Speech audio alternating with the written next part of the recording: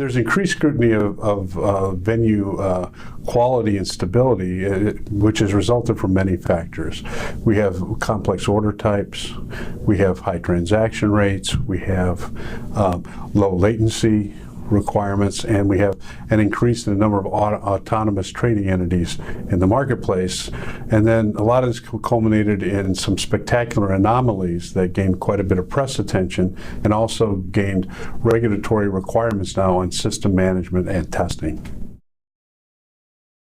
There are two primary ways that you can approach testing in the certification area. There's workflow-based testing, and then there's rules-based testing. In workflow-based testing, you break down the process of sending in an order, canceling an order, and amending an order in a very step-by-step manner, and the participant has to follow the test protocol.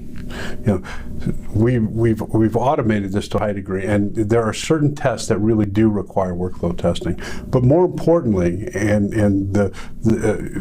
the use of rule-based testing. With autonomous algorithmic trading platforms and smart order routers, it's very difficult for firms, counterparties, to actually break their system down into workflow. So a rules-based approach just allows the market participant to participate interacting with the live system as if they would be doing regular trading. And the rules-based system analyzes and processes the output to verify compliance with the interface and the protocol.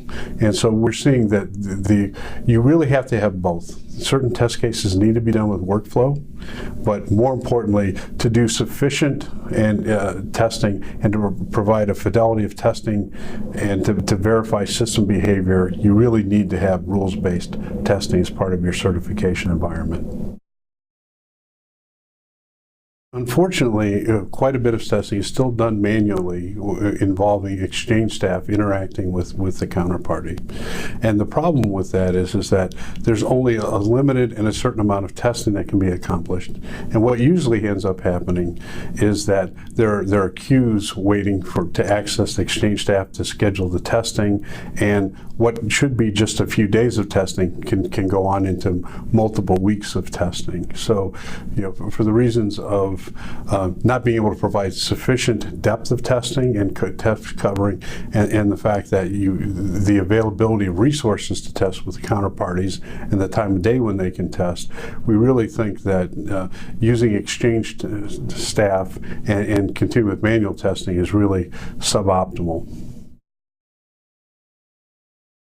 In a couple of ways. Regulations now require that both market participants and the venues provide record keeping and track compliance and certification testing. It's known as compliance testing within the RTS 7 of MiFID II, and often referred to as certification within the US. And so an environment that provides a web reporting interface can actually capture the reporting results and be able to provide them to both the venue and to the counterparty or the market participant is one of the key impacts of regulation, in addition to regular testing as well.